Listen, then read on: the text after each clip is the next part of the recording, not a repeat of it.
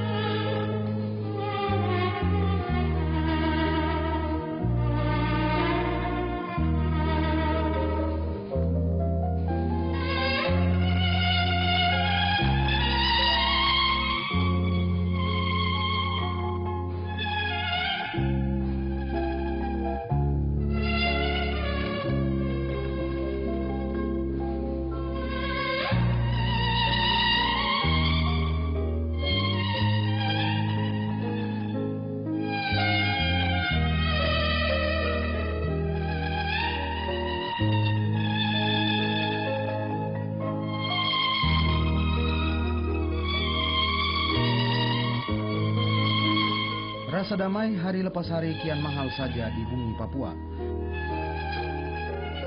Kekerasan dan pembunuhan tiada henti meneror bumi cenderawasih. Bahkan eskalasinya semakin merisaukan dari waktu ke waktu.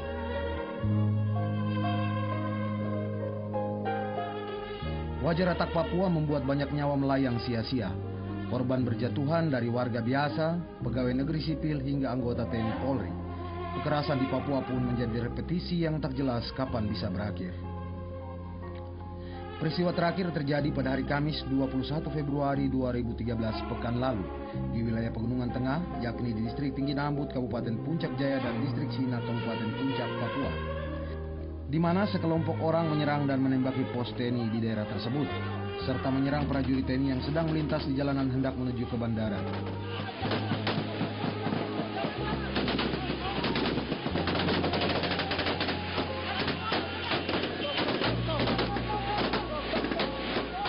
Dalam kejadian tersebut menyebabkan 8 prajurit TNI gugur, 4 warga sipil meninggal dunia, 1 warga sipil dan 3 prajurit TNI luka-luka akibat penembakan sporadis tersebut. Kita berduka sedalam-dalamnya atas gugurnya para prajurit bangsa.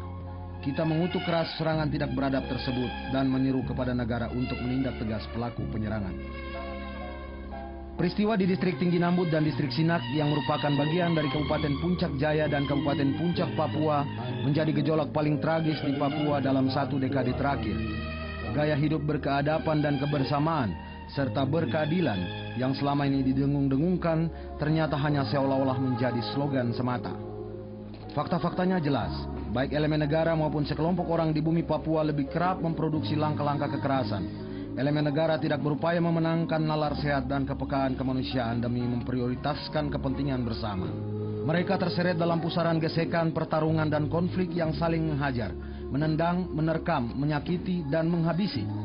Elit kekuasaan gagal mendidik dan memediasi kewenangannya menjadi kepemimpinan yang toleran dan berempati di tengah-tengah rakyat Papua. Di pihak lain, mereka yang berasal dari kalangan rakyat yang terancam eksistensi dan makin kehilangan keberdayaan, terseret dalam perlawanan amat radikal atas nama hak. Maka Papua pun menjadi ladang pertempuran sia-sia. Masalah di Papua memang kompleks, tetapi sejatinya bermuara pada satu persoalan, yaitu kesejahteraan. Tak dimungkiri rakyat Papua masih diperlakukan bak anak tiri. Rakyat Papua hidup papa di atas tanah yang memendam kekayaan luar biasa. Semenjak era Orde Baru hingga pemerintahan Susilo Bambang Yudhoyono berkuasa, bara itu tak kunjung terselesaikan.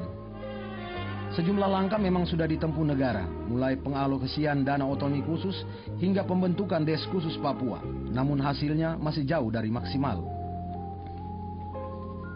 Manfaat penggelontoran dana otonomi khusus sejak 2002 hingga 2012 yang mencapai 28,6 triliun rupiah tak jelas. Dana sebesar itu justru diduga menjadi bancakan elit daerah. Sebaliknya, rakyat terus berkubang dalam kemiskinan. Dengan kondisi seperti itu, pendekatan teritorial dan penggelontoran dana triliunan rupiah jelas tidak cukup memadai dan bisa mengatasi persoalan untuk jangka panjang. Langkah tersebut memang bisa meredupkan sementara kelompok separatis, tapi bukan solusi permanen untuk Papua yang damai. Rakyat Papua butuh didengar. Pemerintah baik pusat maupun daerah wajib membuka ruang dialog seluas-luasnya. Mereka butuh didekati secara lebih manusiawi dengan cara yang sederhana, yakni rebut hati dan pikiran rakyat Papua dengan meningkatkan kesejahteraan seperti pembangunan, infrastruktur jalan, pendidikan, dana kesehatan, pasar-pasar tradisional dengan harga murah, dan membuka akses ekonomi seluas-luasnya dan semudah-mudahnya untuk rakyat Papua. Papua sebagaimana 33 wilayah Nusantara lainnya ialah anak kandung sah NKRI. Mereka harus diperlakukan sebagai anak kandung, bukan anak tiri di dalam negaranya sendiri. Chandri Endro Suripati, Top TV.